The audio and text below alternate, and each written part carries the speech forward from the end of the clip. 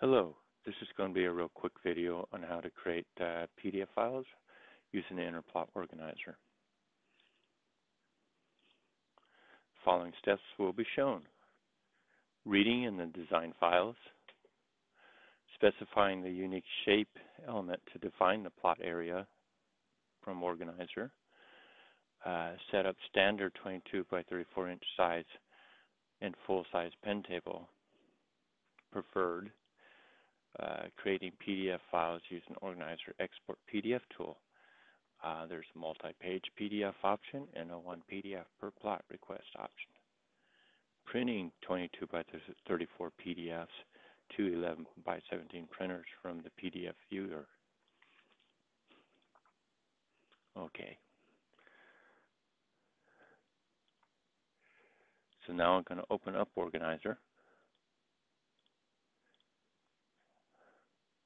I like to just type in Organizer at this Windows startup. You should be able to find it somewhere on your start bar. Here it is, project-wise InterPlot Organizer. And on the welcome screen, it defaults to create new plot set, which is, so I'm going to click OK here. Input files, I'm going to click Add. You're going to need to browse your project where your design files are. I already have it where I want it. Go ahead and select the design files you want to read in. Click Open. Now, on the bottom section here, plot creation options, you want to, most likely you just want to click on MicroStation design files in the manually specified options section. There's sometimes people have a settings file already created for that have the specifications for reading in the plot shape, but most likely you don't have that. If you do, you could click Browse here and find it. But let's just click on Options here, and all we're concerned with is the area to look for. Every plan sheet border cell that Caltrans puts out does have a plot shape built into the border cell, and its attributes I'll show you in a second. That is, I'm going to click on Describe Plot Shape button here, and the attributes, the unique attributes that you most likely is going to work is just color 252, weight 0, style, or line style, or line code 7.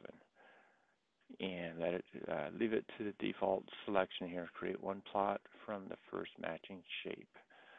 So normally there should be only one plot shape in your sheet file.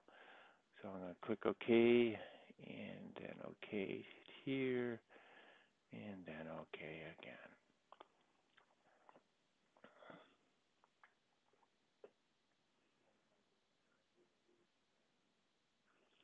So right now I have the my printer queue is an 11 by 17 printer. So you can see there's a settings file being read, and it's setting me up to 11 by 17 paper size. And size is slightly smaller than 11 by 17 because there is a border involved. Our print margin set for the printer queue, so it doesn't try to plot to the very edge of the paper. So you could do, at this point, do an export PDF command, but the preferred method would be to set up to a full-size plotter queue that gives you the standard size of 22 by 34 inch. So that's what I'm going to do right now. And that printer queue is called ADD output, or a similar name. Every district should have that. So print setup, go ahead and find the AADD output queue, and that's going to have a settings file associated with that printer queue. It's going to set you up to an ANSI D, which is 22 by 34 inch paper size, and it just maximizes to that size since we're just plotting to a file and not to an actual paper. And you can see the size exact 22 by 34 inch, the plot size. So at this point, we're ready to go. Also, you can see the design script, which is iPlot's name for pen table. And you can see there's .pen extension to the file name, and the standard PS&E pen table is CT Final.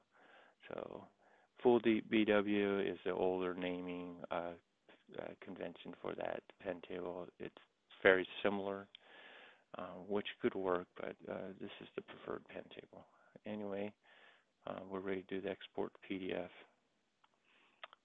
I'm going to invoke viewer when done. I'm going to leave it to create one PDF containing all plots. I'm not going to show the separate PDFs, trying to keep the video short, but you can pretty much guess what the differences are there. So I'm going to just create PDF. When you're creating one PDF that's containing all the sheets, the name is going to default to the organizer session name, which is untitled because we just brought up a brand new session here. So you might want to name this.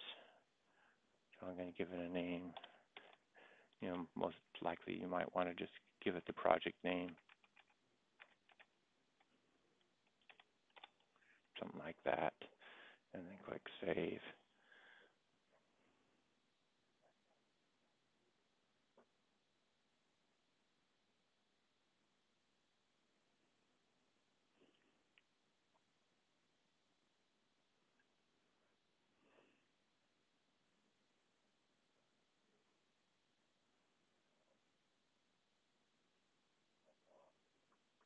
Okay, it's almost done.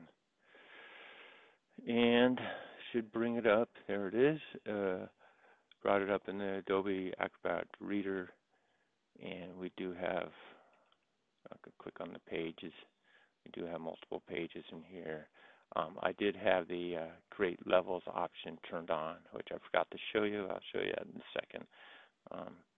Basically, you can see a level listed for each PDF that was created. I like to use this option here. Change it to list layers for visible pages only. Just makes it easier.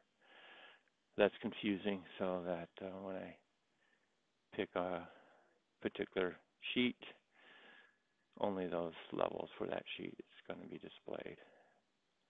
So you can see I can turn level 10 off, or signatures off and back on. And if I hover down in the corner here, you can see this is the lower left corner. It shows, if you hover for a second, it shows you the size, 34 by 22 inches. So it's not that hard to just print this to 11 by 17 printer. You just go to Print while you're in Adobe Reader, and then you have Size button here. I want to make sure it's set to fit. So it's going to fit to whatever paper size I have selected. And for some reason that's not working. So I'm going to go to Properties. And then go to Paper Quality tab and set it here. 11 by 17 and say OK. And now you can see it's set to, it says 17 by 11. It's 11 by 17. And, if I click on actual size, you can see that the paper size is much smaller than the actual PDF size. But as long as you have it set to fit, it's going to give you what you want. And then you just go ahead and click Print. Print them out to the printer.